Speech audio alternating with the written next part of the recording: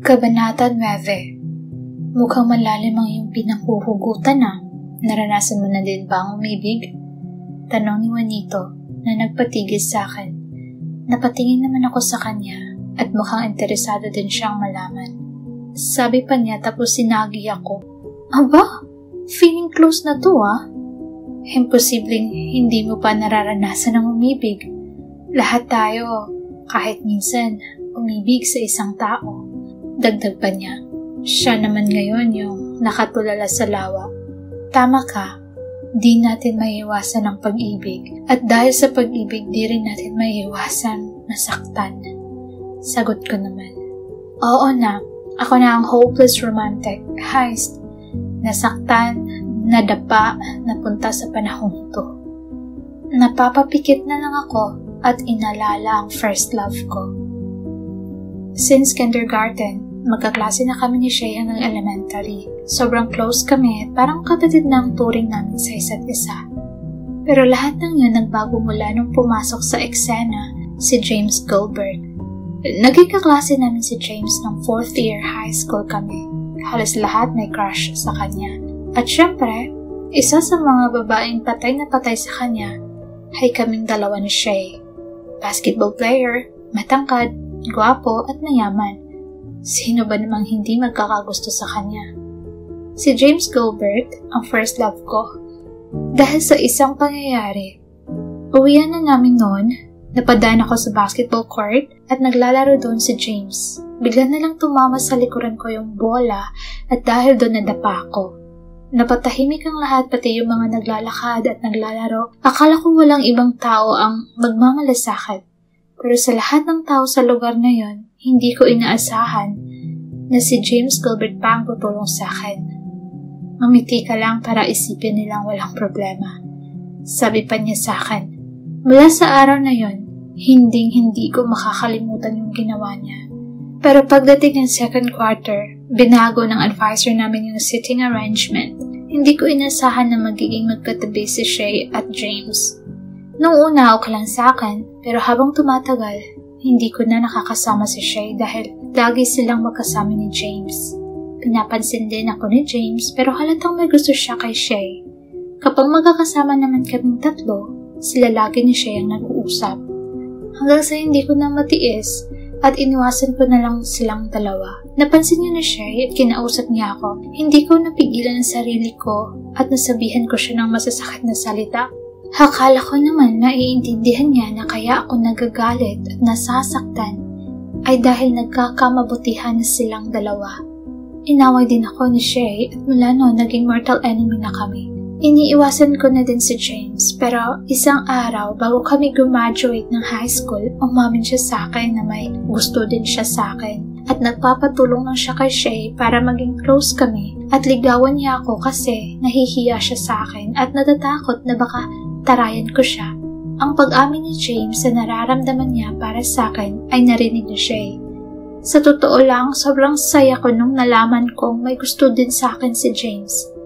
Kaya lang ayoko nang maunay pa sa kanilang dalawa at nagmo-move on na ako nung mga time na yun kaya hindi ko na lang sila pinansin. Ayoko na ng gulo kaya umiwas ulit ako. Pagdating ng college, di ko na din inaasahan na sa UST kaming tatlo mag-aaral. At since first day, lagi na akong kinukulit ni James. At dahil doon, lagi din akong inaaway at sinisiraan ni Shay. Pero syempre, hindi ako nagpapatalo sa kanya. Last year, napagod na siguro si James sa kakakulit sa akin. Nalaman ko na lang na sila na ni Shay. Pero kahit sila na, naiinis ako kasi nilalandi pa din ako ni James. Kaya nga parang nakaka-relate ako sa nararamdaman ngayon ni Helena. Dahil naranasan ko din ang umibig sa isang lalaki pero hindi pwede dahil may gusto siya sa kaibigan ko. O sige, kung ayaw mo magkwento, ayos lang.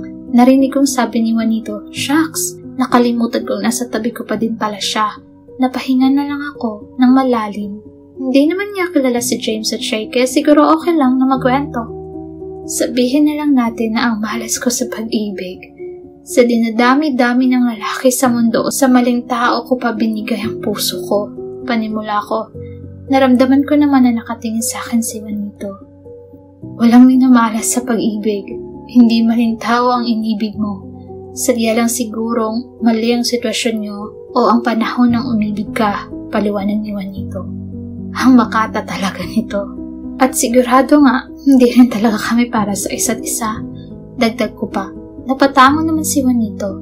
Nasaan na ba siya ngayon? Bakit hindi mo siya puntahan at kausapin? Tanong ni Juanito. Napangiti tuloy ako sa sinabi niya. Basta, nasa napakalayong lugar na siya ngayon. Walang sino man ang makakapunta doon. Sagot ko pa, totoo naman eh. Nasa modern world si James. 124 years pa ang layo ko sa kanya. At hindi ko din alam kung magkikita pa kami. Dagdag ko pa, kapag nabigo ako sa misyon na to, hindi na ako makakabalik sa panahon ko at hindi ko na siya makikita pa. Hindi ko man lang nasabi na mahal ko din siya. Sabi ko pa at hindi ko na malaya na may luha ng pumatak sa mga mata ko. Nagulat naman ako nang biglang hinawakan ni Juanito ang mukha ko at pinunasan ang luha ko.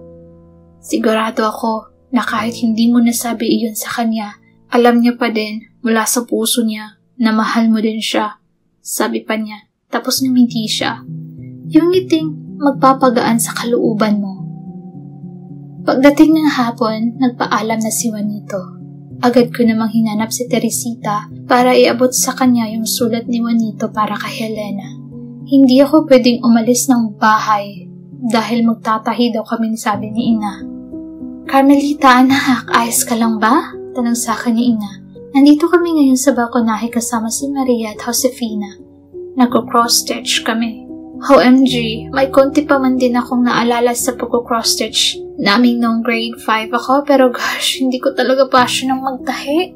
Lagi akong natutusok ng karayom at sobrang pangit ng gawa ko. Magpahinga ka muna. Masyado ka atang napagod sa pamamasyal niyo ni Ginoong Juanito kanina. Pang-asar pa ni Josefina.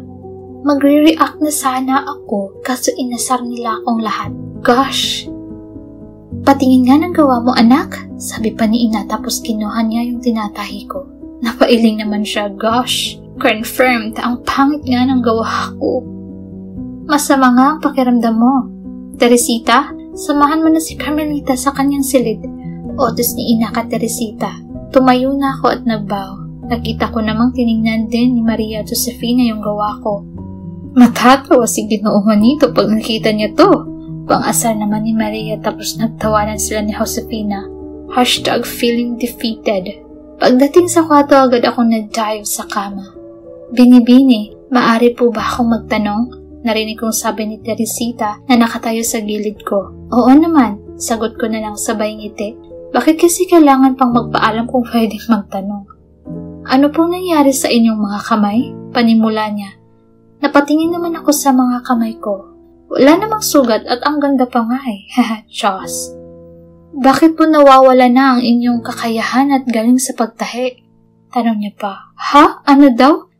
Napaupo ako sa kama at napakamot sa ulo. Nagfe-fade yung skills ko sa pagtahi.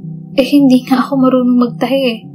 Nagulat ako nang biglang buksan ni Teresita yung cabinet ko at may kinuha siyang kahon at inabot niya sa akin. Nariyan po ang lahat ng ibinorda niyo. Hindi po ba bukod sa hilig niyo ang pagbabasa ng libro? Mahilig din kayo magtahi? Sabi pa niya. Pagbukas ko ng box, bumugad sa akin yung iba't ibang makukulay at mga gandang cross-stitch. Shucks! Ang talented pala talaga ng totoong Carmelita. Wow! Binibini, sana naman po kahit nawasak ang puso niyo dahil kay Ginoong Leandro, hindi niyo pa din po sana makalimutan ang mga bagay na hilig niyong gawin para sa kanya at para sa sarili niyo, sabi pa ni Teresita. OMG! So, ibig sabihin kaya nag-a-addict sa mga libro at cross-stitch si Carmelita ay dahil kay Leandro? Grabe ang effort talaga niya. Napukaw ng atensyon ko yung isang cross-stitch ng white rose. Ang multi-talented talaga ni Carmelita. Samantalang ako? Ano bang talent ko? Never mind. Kinagabihan pagkatapos namin maghapunan, dumating si Helena sa bahay. Agad niya ako niyakap na makita niya ako. Maraming salamat, Carmelita. Patawarin mo ako kung nagtampo man ako sa iyo, sabi niya tapos parang naiiyak siya. Ayos lang yun. Basta masaya ako para sa inyo ni Juanito. Bulong ko pa. Mahirap na baka may makarinig sa tsikahan namin. Napangiti naman siya at niyakap niya ulit ako. Ewan ko ba, parang ang saya maging matchmaker. Inabot niya sa akin ang isang sulat na reply niya sa sulat ni Juanito na pinadala ko sa kanya kahapon. Nagkwentuhan pa kami ng halos 2 hours. Siyempre, inalam ko yung mga hilig niya. Napalusod lang ako na kunwari nakalimutan ko kasi baka magtaka siya kung bakit hindi ko alam yung mga hilig niya. Mag-BFF kami mula pagkabata. Hay nako Carmela, ang dami mo pa talagang hindi nalalaman. Kinabukasan, madalang araw pa ay ginising na ako ni Ina. Mamamalengke daw kami sa kabilang bayan. Trip daw ni Ina magmalengke ngayon at ayaw na niyang iasa pa sa mga katulong. Oh my gosh, never pa ako namalengke in my entire life. Po, siguro si Ate Maria at Josefina na lang po ang isama niyo. Hindi naman sila ang malapit ng ikasal. Bumangon ka na. Madami ka pang dapat malaman sa pag-aasawa, sagot ni Ina. Oh gosh! Wala na akong nagawa pa, kundi ang sumunod na lang. Nanlisik na din kasi yung mata ni Ina nung ayaw ko pang bumangon. Carmelita anak, hindi biro ang pag-aasawa kaya dapat paghandaan mo ng mabuti ito. Sa loob ng ilang buwan, magiging may bahay ka na din at malay mo, magkaroon na agad kayo ng supling ni Ginoong Juanito, sabi pa ni Ina. OMG, supling? As in, anak, sanggol, children? Parang mahihimata yata ako. Di ko ma-imagine ang sarili ko na malaki ang tiyan tapos manghanganak.